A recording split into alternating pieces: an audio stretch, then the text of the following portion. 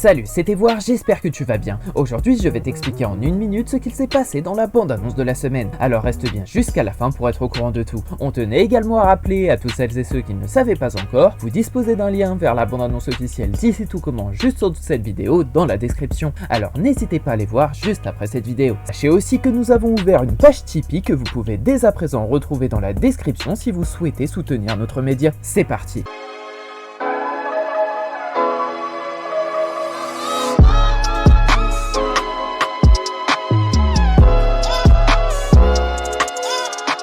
La semaine dernière, Carla, fidèle à elle-même, a lancé un défi audacieux à Bérénice en lui proposant de se marier à Noël, ce qui les oblige à avancer les préparatifs du mariage. Au cœur de tout ça, Clotilde, épaulée par Léonard, a imposé sa volonté à l'hôtel Jourdain, remettant en question l'équilibre de l'institut, alors qu'Alice et Olivia peinaient à rassembler l'adhésion des élèves. Pour cette semaine dans Ici Tout Commence, Andrea Jourdain attend Ismaël à l'institut pour lui demander pardon. La crise cardiaque de Léon, son grand-père, n'a rien à voir avec ce qu'il lui a dit. Son cœur était malade, Andrea bouleversée dit qu'elle ne savait pas que Léon avait été si dur avec lui et elle demande sincèrement pardon à son petit-fils pour ne pas avoir fait attention à ce qu'il a pu ressentir à l'époque et elle lui promet qu'elle se montrera beaucoup plus proche de sa vie sentimentale désormais. Du côté de la ferme de la maraîchère de l'institut, la tension entre Stanislas et Angèle continue. Stanislas ne digère pas d'avoir été traité de paillasson et Colline n'en peut plus qu'ils se chamaillent comme des gosses depuis des jours. Angèle s'excuse et dit pardon à Stanislas, même si le malaise reste palpable car ils travaillent tous les deux à l'institut, alors les discussions